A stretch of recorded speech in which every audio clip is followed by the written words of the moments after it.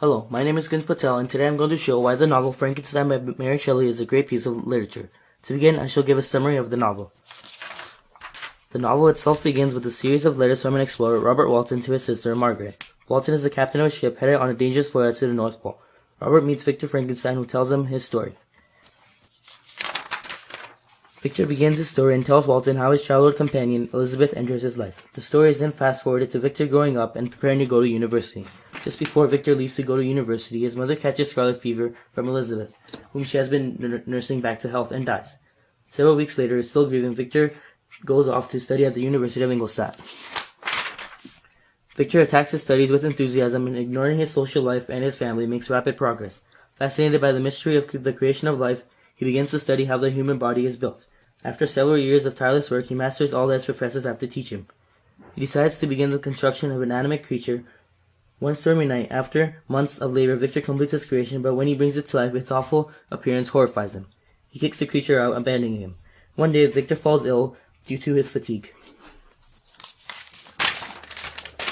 Victor receives a letter from his father telling him that his youngest brother, William, has been murdered. Victor departs immediately for Geneva. When he reaches Geneva, he spies the monster lurking and becomes convinced that his creation is responsible for killing William. The next day, when he returns home, Victor learns that Justine has been accused of the murder. She is then soon executed. Victor's father takes his children on an excursion to the family home at Bellerive. One day, Victor decides to travel to the summit of Mont Saint-Ver. Here, he sees the monster, who persuades him to having a conversation. The monster demands Victor for a female monster companion. Victor refuses, but the monster promises to take his new mate somewhere far away. Victor begins his work on creating this new creature.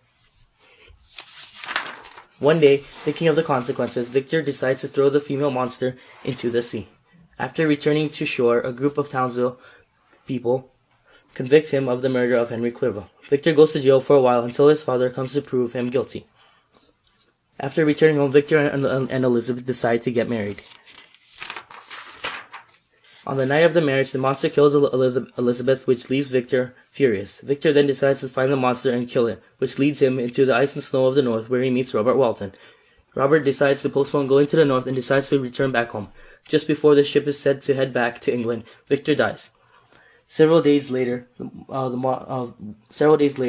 finds the monster weeping over Victor's body. The monster says that he is deeply regretting having become an instrument of evil, and that, with his creature dead, he is ready to die. He leaves the ship and departs into darkness.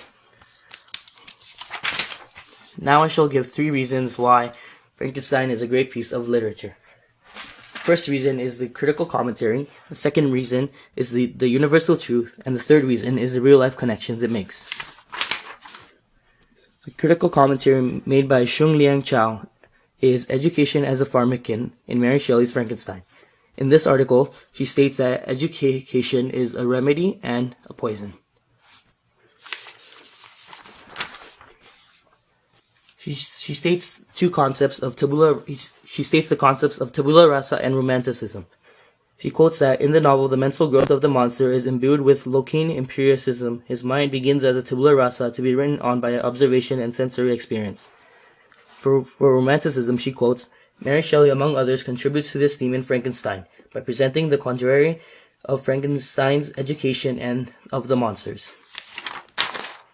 The second reason why Frankenstein is a great piece of literature is because of the universal truth it expresses. Frankenstein expresses the universal truth that blind ambitions can result in catastrophic events. In Frankenstein, Victor has the extreme ambition to bring back life in living beings. His ambition is blind because of the fact that he abandons his family and friends in order to reach his goal. This blind ambition causes Victor to lose his brother, William, his wife, Elizabeth, his best friend, Henry, a family companion, Justine, his father, Alphonse, and his own life as well. The third and final reason why Frankenstein is a great piece of literature is because of the connections readers can make to the novel. In Frankenstein, the monster is treated differently by society because of how he looks. Mary Shelley addressing such a well-known issue in her novel, which provides her readers with a personal connection. The message of how society treats individuals differently due to certain aspects of them is very relatable. People are judged constantly by the way they look, their religion, their gender, and etc. Mary Shelley expresses this message in her novel Frankenstein very nicely. To conclude, Frankenstein is a great piece of literature because the critical commentary by Shung-Liang Chao, the universal truth it communicates, and because of the connections it makes to real life. Thank you.